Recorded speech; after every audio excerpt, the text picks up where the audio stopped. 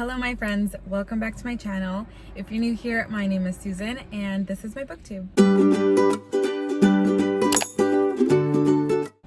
So for today's video, we are going to be going over my February wrap up and as well as my March hopefuls. So I read 2.5 books in February. Let's just get right into it. 2 books that I did read, they were really good. The half a book, I will talk about it in a little bit. The first book that I read was Better Than the Movies, and I feel like I've talked about this one quite a lot, but it's just so good. So we meet Liz and Wes, and they are neighbors, and they are in the same grade, they go to the same school, and they're always fighting about something. And so recently they've been fighting about this parking spot that there is in front of both of their houses, and they both have cars, so they both have to park.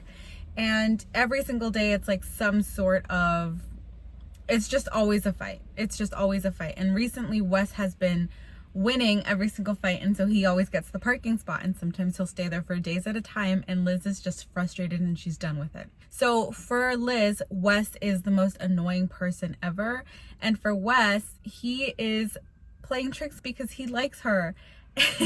And he just doesn't know how to express it otherwise because they've been doing this for so long. In Liz's life, we find out that she is a hopeless romantic. She just loves everything about romance. When her mom was alive and she was younger, they would sit down and watch rom-coms all the time. So for Liz, in her life, that part is just like really important because she just feels so connected to her mom in that way. But like I said, she just still lives as a hopeless romantic, and so she believes that she's gonna fall in love in the way that the romance movies portray it. And so when a childhood friend comes back into town, she's like, oh my gosh, this is it. He is the one for me. And so she starts like over-analyzing every single thing that he says to her. And she realizes that to him, he still sees her as a young girl. Like, he doesn't see her as the 18-year-old that she is. And so she's like, oh my gosh, like, what am I gonna do? And then she comes up with a plan. She's like, Wes, okay, I know that we hate each other, but we should come to some sort of agreement. I need your help. You need to help me. You need to help me convince this man to go out with me, and we're gonna live happily ever after. And in exchange for you helping me do that, I will give you the parking spot forever. And so Wes is like, okay, like, he's my friend. I can help you do that for sure, no problem. And so that's the way that this book goes. They start fake dating. He starts to talk really highly about her, and the guy actually sees her as dateable and is like, wow, you're so lucky, she's so great, etc., etc. And then obviously they end up finding out that they have feelings for one another. But Wes has always loved Liz. Wes has always had feelings for Liz. It's just Liz that has been like so annoyed with him that she hasn't been able to see past his schemes and all of his tricks. And so when she finally realizes that, she's like, oh my gosh, how could I have been so wrong about this? Like, he has been in my life forever and I've just never seen him past friends. Finally, when she has realized this, the bet has already been completed. Like, they're not fake dating anymore, and they go to the prom with their respective parties. And they're just both so miserable at the prom because they both know how they feel about each other now, but they haven't proclaimed that, you know? And so, oh my God, it's just so adorable. I will forever recommend this book. I even told my sister to read it because it's so cute. Read it if you haven't read it. And if you have read it, you understand why. Like, it's just so adorable. I'm excited to read more things about Lynn Painter for sure. These other 2 books were First Down and Breakaway, and they were gifted by Miss Grace Riley. So I was very excited to receive them, obviously, but look at these covers. Aren't they adorable? So cute. So I read this first book, and this one is about James and Bex, and they are in their senior year of college. James is the football captain. He's actually a transfer student, so he's brand new to the school, brand new to the team. And Bex is also a transfer student, but she's been there longer than he has. And so they both, because they both transferred into the school, they both have to take this course that didn't transfer over. And so Bex is really good at it. It's like a writing course, I believe. And so James is like not for it, and he's like struggling. And so he's like, okay, well, like, can you tutor me?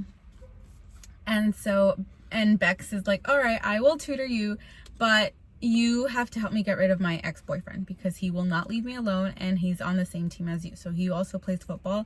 He's just so annoying. He doesn't understand that we're over. We have been over. And like I said, he just won't leave me alone. So I need your help. This book has fake dating as well. So in the story, James is like a cinnamon roll boyfriend. Bex is a little bit conflicted because she absolutely loves photography and that's like a hobby that she really enjoys. But she has a responsibility and feels guilty for thinking about doing something other than helping her mom at the diner because her mom has a diner that she needs help in. So Bex always goes back and forth between college and the diner to help her mom. And she understands that that is what her mom is leaving her, and she understands that after college this is what her life is going to be. But now that she's taken photography at the university, she just feels like she can do something more, but she doesn't know how to tell her mom that. James, on the other hand, is really supportive of her photography and tells her that she can do this as a profession and that she needs to be honest with her mom. But Bex doesn't really like to hear that, and so whenever he brings it up, she just like shuts it down, and it's like, you have no idea what I'm going through because you've always had everything in your life. You've never had to work for it, because James's dad was also like a superstar football player. He was very successful in the NFL, and so they had a very different lifestyle growing up, both of them. But it's very cute. Like I said, they have a very healthy relationship throughout the entire book. The fact that he was just always like willing to push her and hope for the best and support her in whatever her choices are. He was the first one to have feelings for her, and she had feelings later on, but she needs to figure out if she is willing to either just end the relationship with the fake dating and go and work with her mom, or say yes to actually dating James and pursuing the photography career. It is so cute, so good. Dual POV. I would say like a 3 out of 5 for spice, but overall it's like a 4 out of 5 book. And this one is a 5 out of 5 for me. So good. The third book that I read was the second book in the Beyond the Playbook series, and I DNF'd it. So I don't read the back of books, right? Like I just go in blindly. This one was friends with benefits. She had like some sort of toxic relationship beforehand, and so she was not looking for a relationship in order to protect herself. And so she was like, you know what, like we can do a friends with benefits though, like that's totally fine.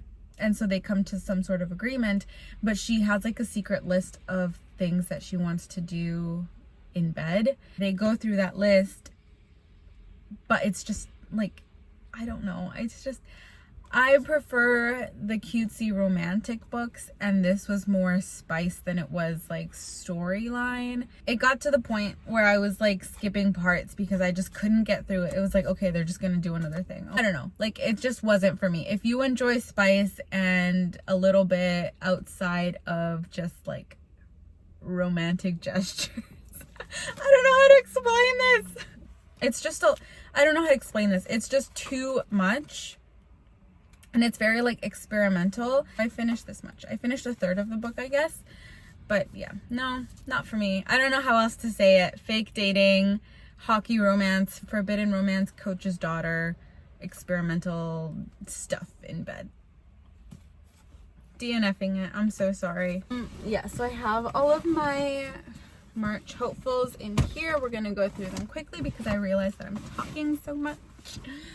Okay, so my March hopefuls are all of these.